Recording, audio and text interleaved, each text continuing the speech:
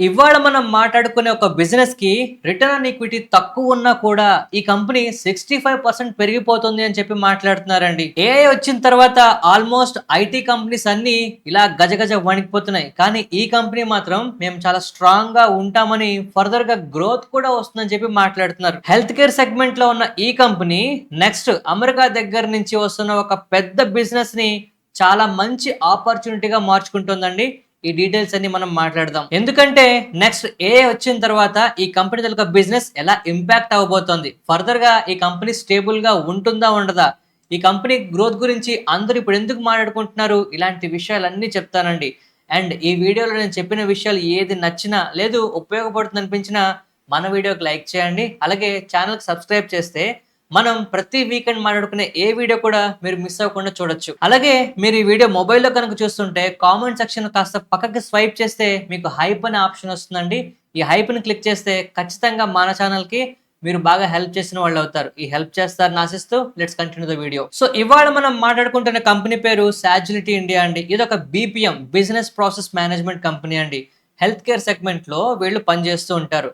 అయితే రీసెంట్‌గా ఏఐ వచ్చిన తర్వాత చాలా భయాలు ఈ కంపెనీ స్టాక్‌ని పడిపోయేలా చేశాయండి. కానీ కంపెనీ మేనేజ్మెంట్ వాళ్ళు ఇస్తున్న కామెంటరీ గాని, లేదు ఫర్దర్‌గా ఎలాంటి గ్రోత్ ఈ కంపెనీ వస్తుందని చెప్తున్న విషయాలు చూస్తుంటే కాస్త ఆశ్చర్యంగా కనిపిస్తోంది. అట్ ది సేమ్ టైమ్ చాలా ఇంట్రెస్టింగ్ విషయాలైతే బయటపడుతున్నాయి. సో ఇప్పుడు మీరు స్క్రీన్ మీద ఈ కంపెనీ ఎలాంటి పనులు చేస్తుంది, లేదు వీళ్ళ ప్రాసెస్ ఏంటో ఒకసారి మనం చూడొచ్చండి. మెయిన్‌గా మనం చెప్పుకోవాల్సింది ఏంటంటే కంపెనీ తాలూకా గ్రోత్ అండి. రీసెంట్ టైమ్స్‌లో వీళ్ళ నంబర్స్ చూడండి. సేల్స్ 923 కోట్ల నుంచి 6,737 కోట్ల వరకు పెరిగిందండి.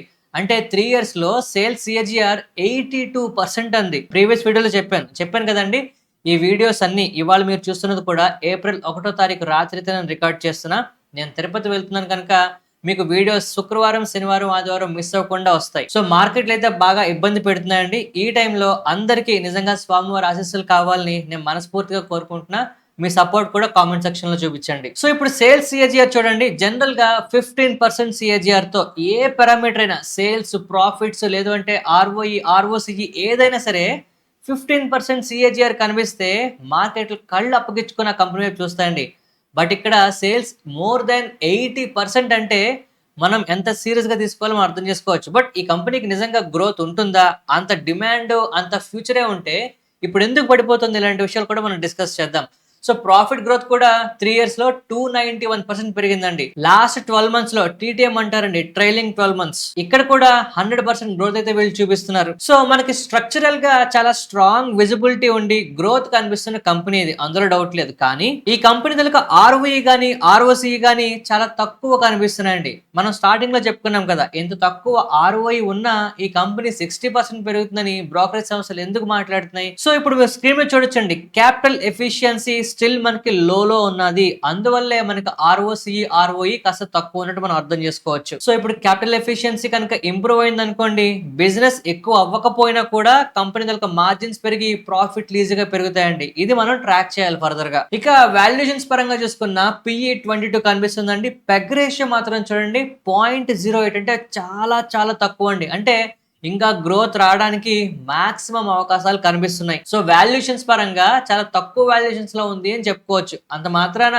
దీంట్లో గ్రోత్ ఈజీగా వచ్చేస్తుందా అంటే ఇప్పుడు విషయాలు చెప్తాను చూడండి. ఈ కంపెనీ యొక్క ప్రధాన బలం ఏంటంటే క్యాష్ ఫ్రమ్ ఆపరేషన్స్ అండి. సిఎఫ్ఓ చాలా స్ట్రాంగ్ గా కనిపిస్తుంది. 857 కోట్ల నుంచి ఆల్మోస్ట్ 1200 కోట్ల వరకు చూపించారండి. And most importantly debtor days గమనించండి, 366 రోజుల నుంచి 83 రోజులు తీసుకొచ్చారు. ఇది ఎంత పాజిటివ్ విషయం మనం అర్థం చేసుకోవచ్చు. సో అందువల్ల ఈ కంపెనీకి గ్రోత్ అయితే ఈజీగా రావడానికి అవకాశం ఉందండి. కానీ ఇంకా మనం చెప్పుకోవాల్సిన ఉన్నాయి. కంపెనీ తాలూకా అప్పులు ఎంత స్పీడ్ గా తగ్గించారు ఒకసారి చూడండి. ఆల్మోస్ట్ 4700 కోట్ల నుంచి 1200 కోట్లకు తీసుకొచ్చారు. సో స్ట్రాంగ్ బ్యాలెన్స్ షీట్ అయితే ఉంది అని మనం చెప్పుకోవచ్చు. సో ఒక పక్క క్యాష్ జనరేట్ అవుతుంది, మరో పక్క అప్పులు తగ్గుతున్నాయి. అండ్ ఫర్దర్ గా క్యాష్ కనుక వీళ్ళు ఎఫిషియన్స్ గా యూజ్ చేస్తే చాలా చాలా పాజిటివ్నెస్ మనం చూడొచ్చు బిజినెస్ లో. One of the biggest problematic గా ఉన్న సినారియో ఏంటి అంటే ప్రమోటర్ వాటాలు కొంచెం వరకు తగ్గుతున్నాయండి. ఆల్మోస్ట్ 80% నుంచి 50% అయితే వచ్చేసింది.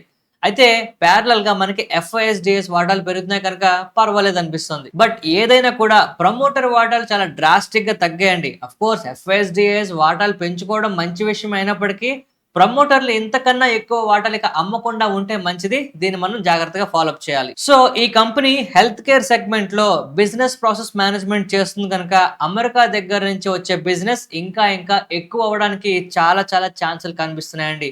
ఇక్కడ మీకు 2 విషయాలు చెప్పాలి. ఈ కంపెనీకి ఎవరైతే క్లయింట్స్ ఉన్నారో చాలా చాలా రిటెన్షన్ రేట్ ఎక్కువ ఉందండి. 97%. అంటే ఒకసారి ఒకళ్ళు కస్టమర్ గా మారితే లైఫ్ లాంగ్ కంటిన్యూ అవుతున్నారు. వాళ్ళ తాలూకా టెన్యూర్ మోర్ దాన్ 15 ఇయర్స్ కనిపిస్తుందండి.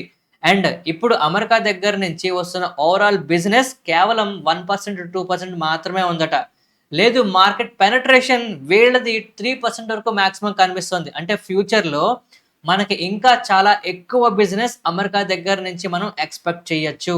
అండ్ ఇది ఫర్దర్ గా జరుగుతుంది కూడా. అండ్ మోస్ట్ ఇంపార్టెంట్లీ ఈ కంపెనీకి ఏఐ తాలూకా ఇంటిగ్రేషన్ వల్ల వర్క్ ఫోర్స్ మీద ప్రెషర్ తగ్గుతుందండి.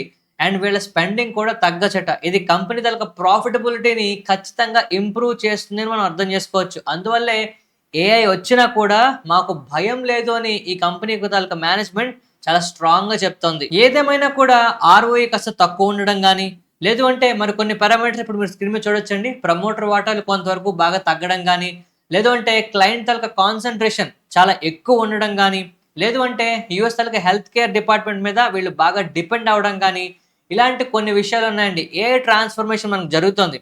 ఒకవేళ దీంట్లో ఏమైనా ఇబ్బంది వచ్చింది అనుకోండి, ఫర్దర్ గా కంపెనీ ఎలాగ మేనేజ్ చేస్తుందనే దాని మీద క్లారిటీ లేకపోవడం కానీ, ఇవి మనం జాగ్రత్తగా కొంత రిస్క్ కింద అయితే గమనించాల్సిన విషయాలు. సో ఓవరాల్ గా కంపెనీ గురించి ఏం మాట్లాడొచ్చు అంటే బై సెల్ రికమెండేషన్స్ కాదండి. కంపెనీ దగ్గర డేటాని మనం చూస్తే, అనాలిసిస్ చేసుకుంటే మనకి స్ట్రాంగ్ పాయింట్స్ ఏంటనే మనం చూసుకున్నట్టయితే స్ట్రక్చరల్ గా ఈ కంపెనీకి గ్రోత్ అయితే కనిపిస్తుందండి.